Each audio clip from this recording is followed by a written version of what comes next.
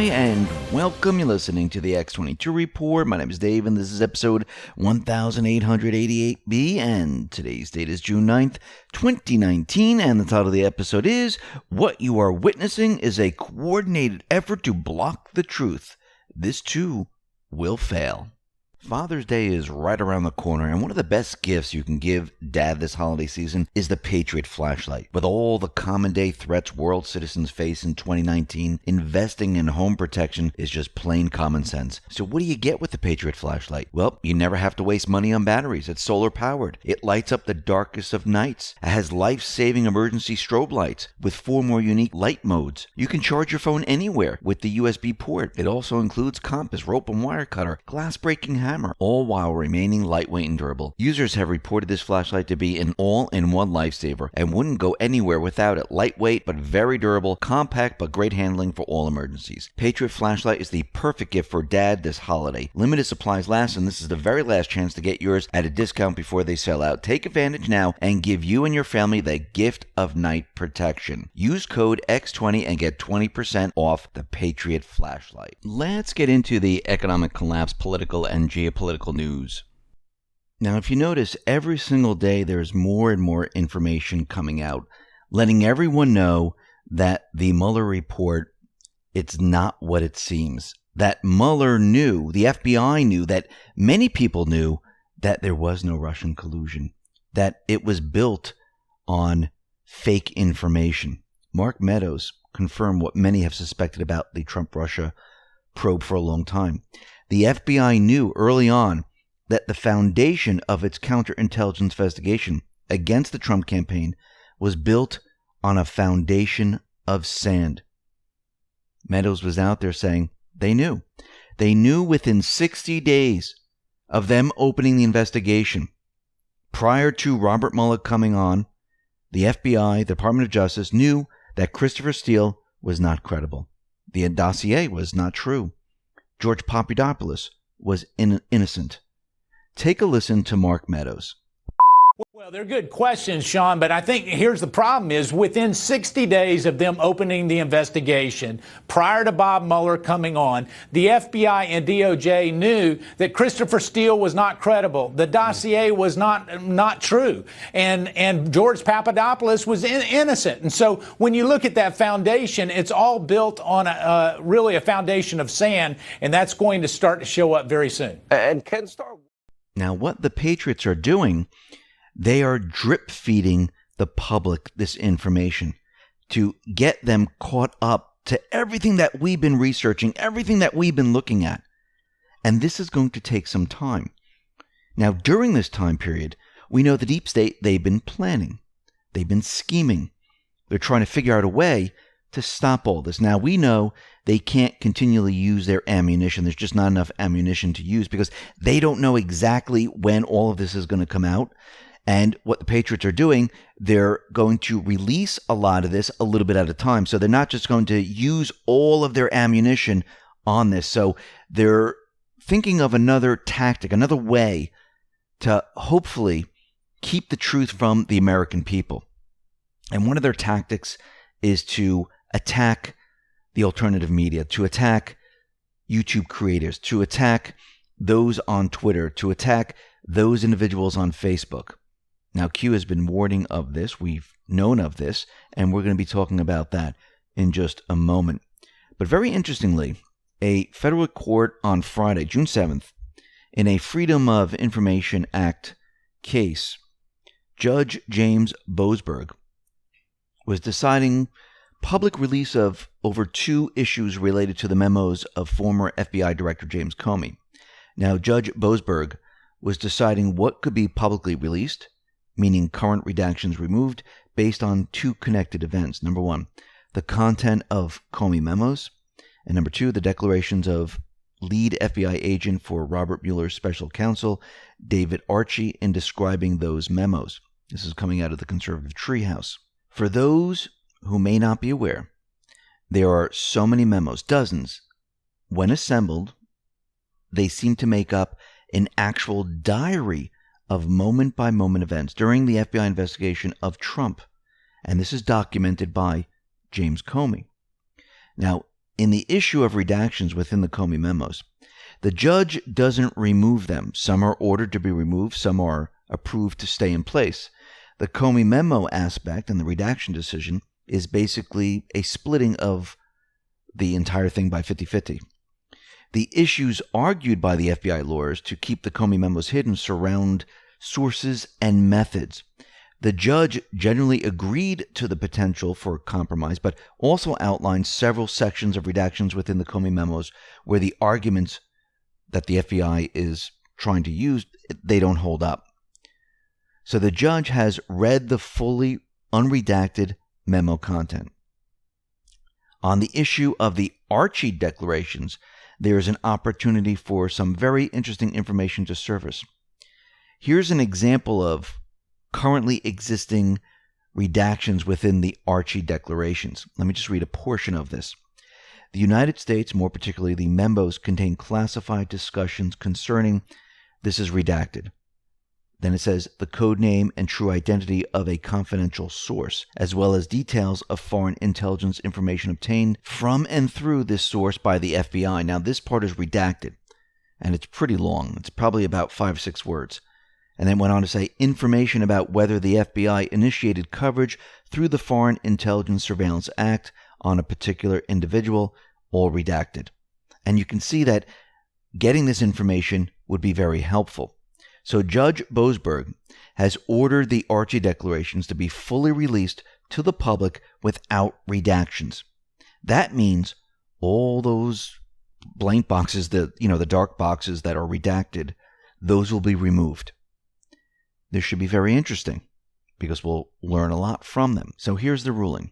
The Archie declarations. This is the original declaration outlining to the court on October 13, 2017, why the Comey memos must be sealed. It is inside this exhibit where we discover there are many more memos than previously understood.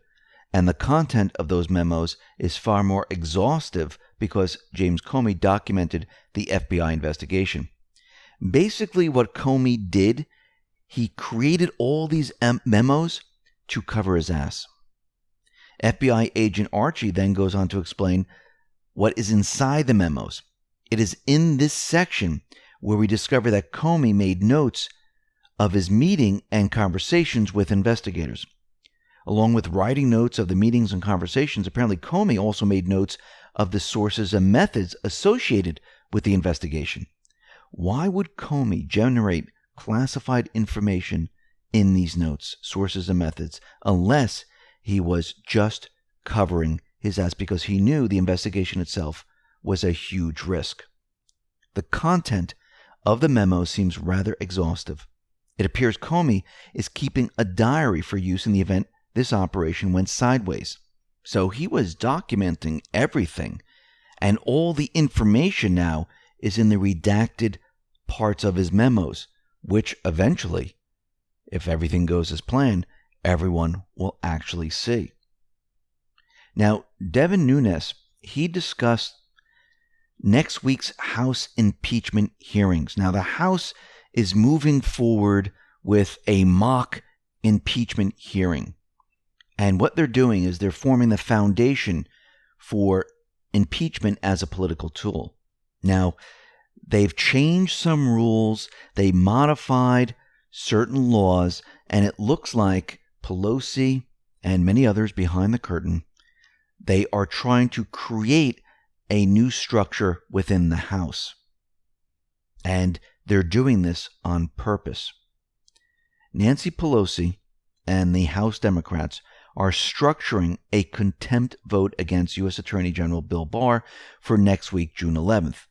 As part of the current construct, the Lawfare Alliance of legal advisors and staff are writing specific language into the vote that will automatically allow more contempt votes against the Trump administration without hearings. Their collective goal is to use a legislative vote to open a civil lawsuit against Bill Barr for his failure to deliver the fully unredacted Mueller report to them.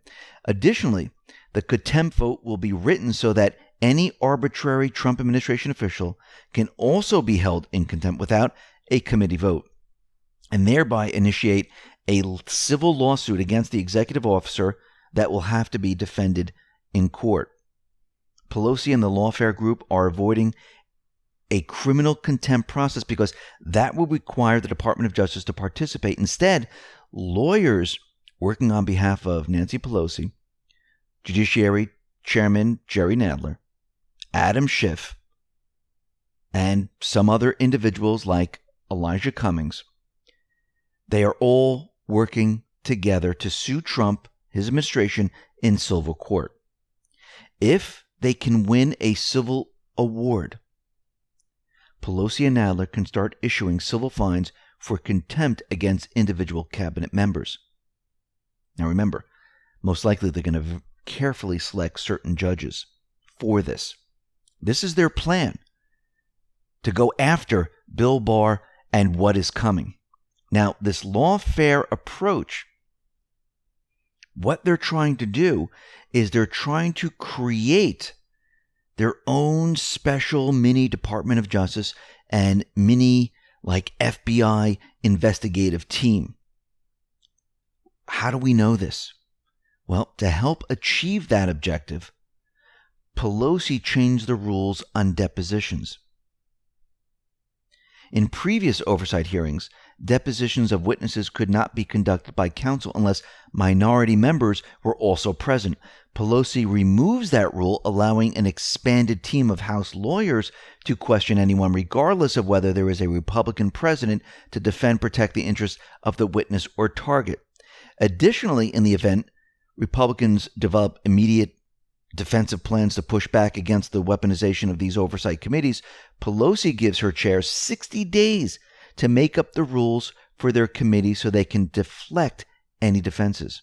Schiff can now autonomously defend and instruct depositions from anyone at any time for any reason, and the House Intelligence Committee does not need to consider any possible scheduling conflicts for any of the targets or having any Republican member present therein.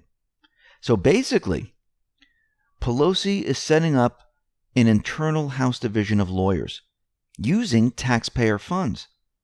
She's basically setting up her own legislative branch division of justice to fight against the executive branch U.S. Department of Justice if they need to do this. She's changing the rules so they can create their own mini Department of Justice and own mini FBI. The question is, why are they doing this? They know that the clock is ticking down. They know they need to stop Trump and the patriots at all costs.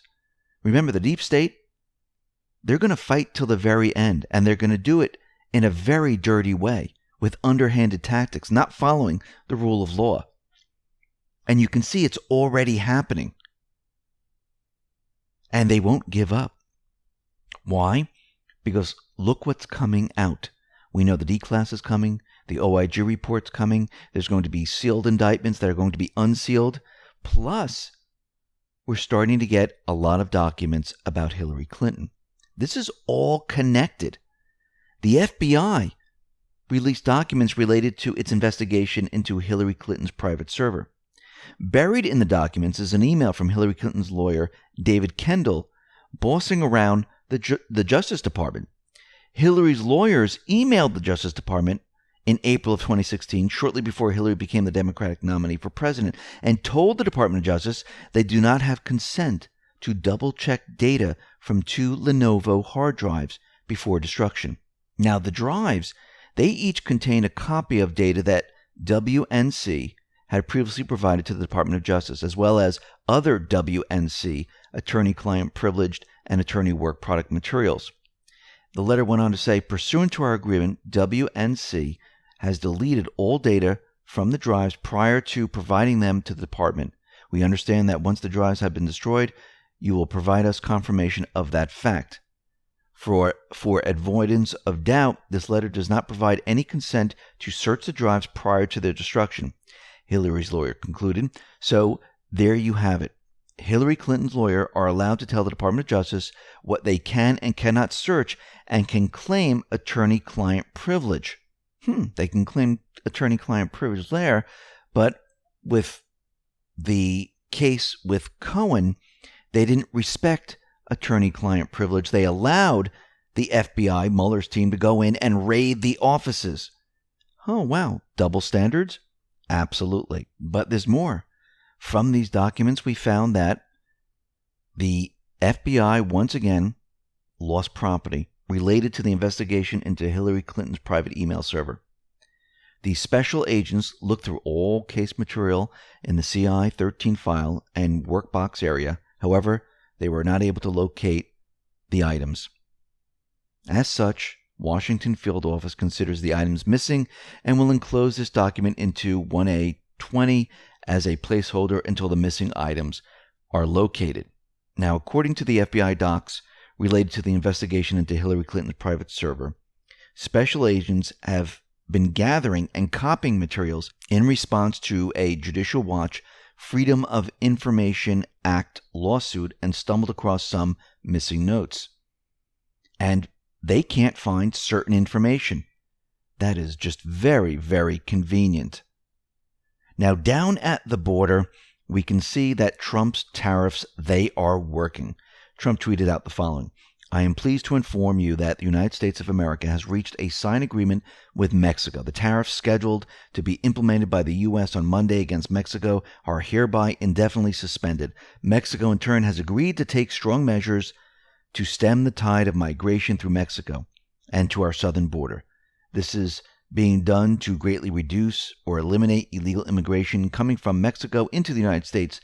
Details of the agreement will be released shortly by the State Department. Thank you.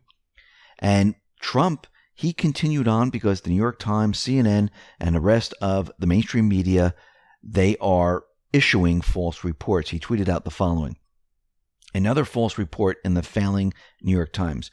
We have been trying to get some of these border actions for a long time, as have other administrations, but we're not able to get them or get them in full until our signed agreement with Mexico.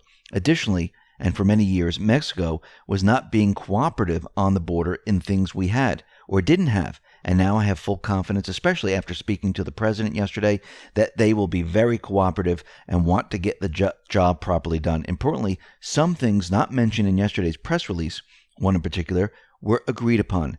That will be announced at the appropriate time. There is now going to be great cooperation between Mexico and the U.S., something that didn't exist for decades. However, if for some unknown reason there is not, we can always go back to our previous very profitable position of tariffs.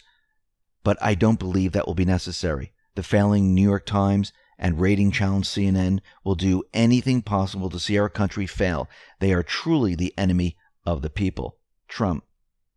Now, the border and migration agreement with Mexico is a smart move by Trump. If you worry that Mexico won't take any action, well, don't underestimate the dynamic Trump just put into play. Trump has pre-positioned risk management actuaries with the basis for their analysis and internal investment advice. In a similar move last year, Trump suspended tariffs against China based on an agreement at the G20 summit in Argentina. After several months and a 150-page initial agreement of principle, China walked away from their promise and their terms. Guess what? The tariffs against China were immediately implemented at the previous rate. What do you think Trump is going to do if Mexico doesn't live up to the deal? He's going to implement the tariffs, and he's not going to start at the 5%. He's going to start where he left off, which is going to be 10 or 20%, wherever that is. So he's not going back to the beginning. And what else do we get out of this? He has now placed the burden on Mexico. They signed an agreement, and if they don't live up to the agreement, all these different organizations like the U.S. Chamber of Commerce, the Business Roundtable, the Koch brothers, Wall Street, the multinationals, all of them. It's not Trump. It is now Mexico. He has now just maneuvered and placed all the blame on Mexico because the United States is going to follow through. Mexico agreed to the agreement, and if they back out, they're the ones who are going to hurt all of these businesses, not Trump. Well played. Now, the deep state, they are panicking, and they were completely wrong in regards to Mexico and the tariffs. I mean, look what Maxine Waters tweeted out. Spineless GOP senators grew a backbone this week and finally stood up to their dictator Trump on something. Mexico tariffs, also known as a tax increase on American consumers. Bet your bottom dollar Trump will back off by the weekend. Just another bluff. It's not a bluff. He's doing exactly what he says. Mexico just agreed. If Mexico agrees, there's no tariffs. If Mexico breaks the agreement, then there are tariffs. But they're panicking because they never wanted this to happen. They never wanted the borders shut down. Now we have Mexico on one side and the U.S. on the other, and they're both working with each other. Who's in control? The patriots.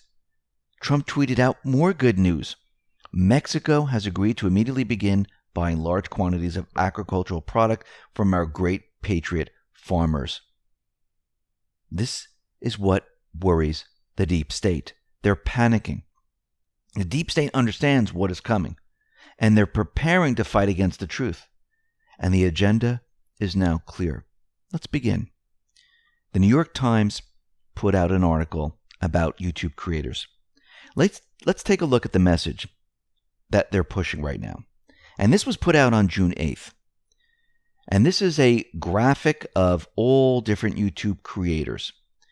Looks like many far-right conservative YouTube creators.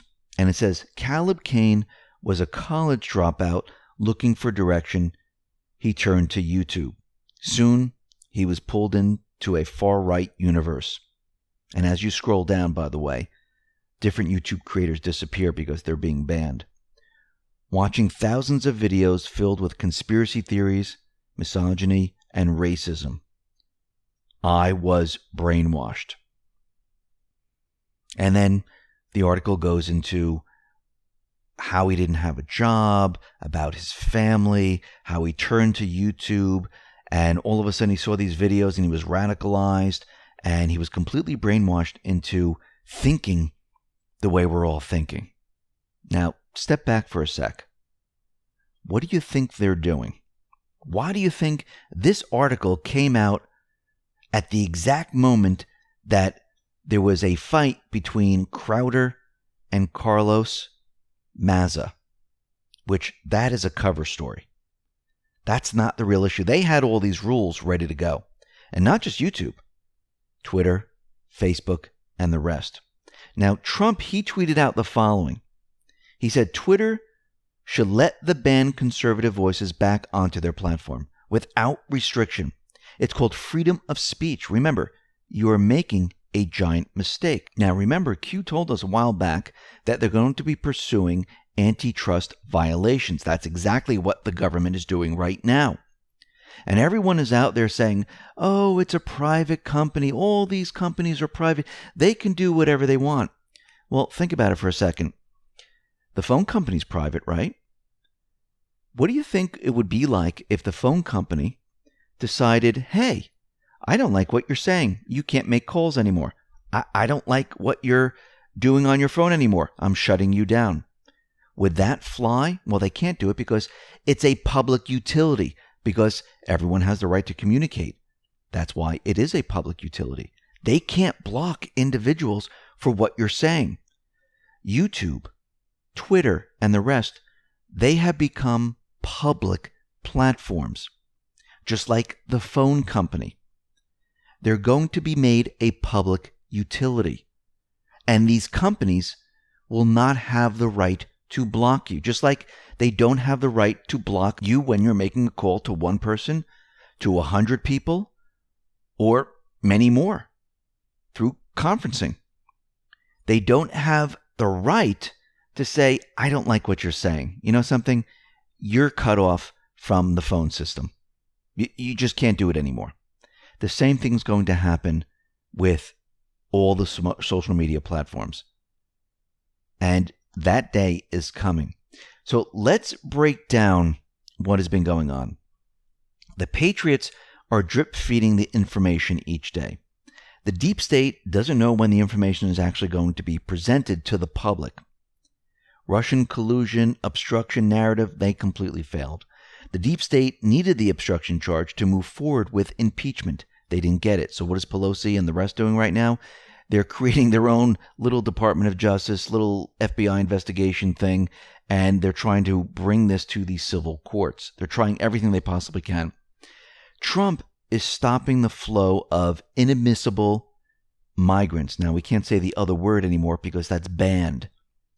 So we have to use inadmissible migrants into this country. Just made a deal with Mexico, and the deep state doesn't like this.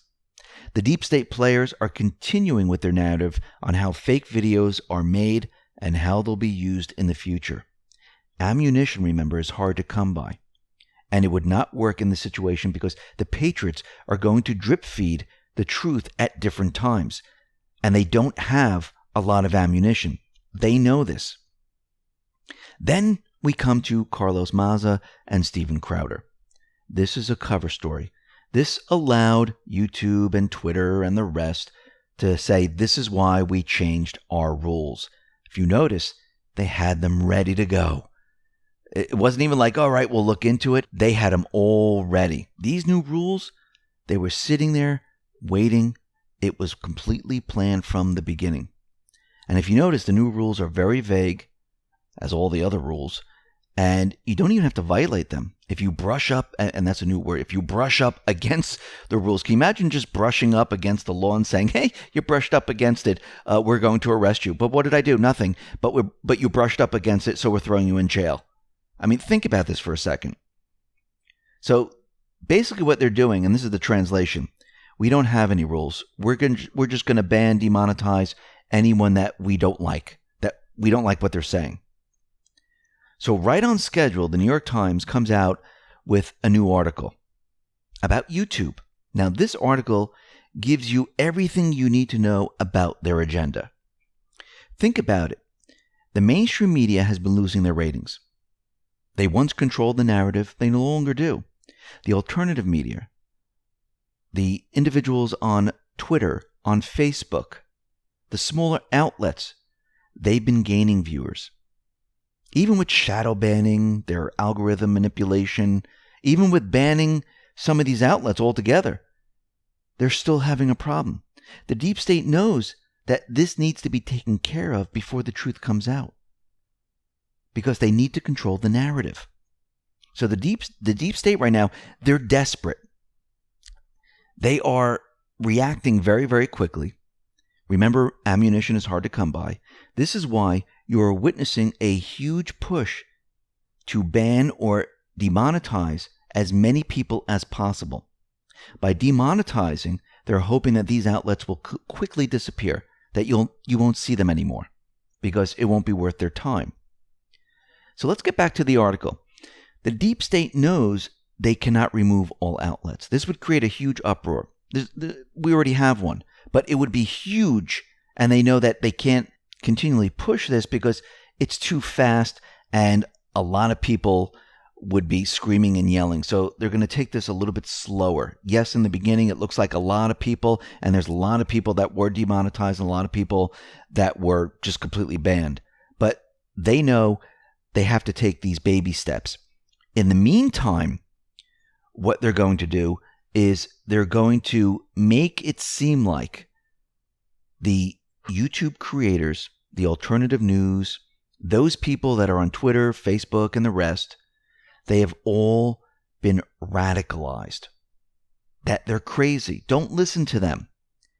This is why they're coming out with these articles.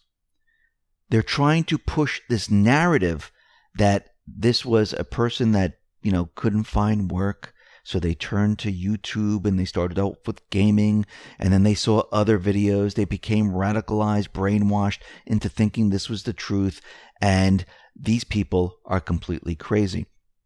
Basically, what they're trying to do is say, look over here, not over there. And they're trying to regain the narrative by using this. But remember, people are a lot smarter than that.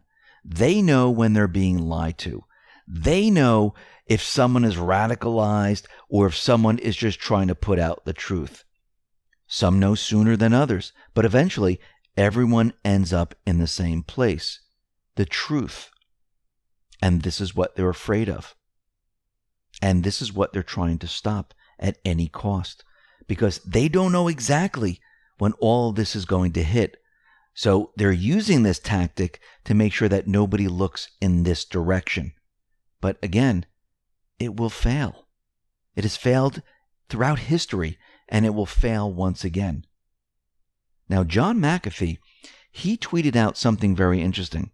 I've collected files on corruption in government.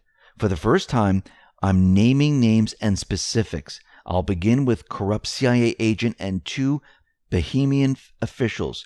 Coming today, if I'm arrested or disappear, 31 plus terabytes of incriminating data will be released to the press. Now the question is, what does he have? And why would he release it to the press? They're just going to bury it. But again, this is a very odd tweet coming from John McAfee out of the blue here.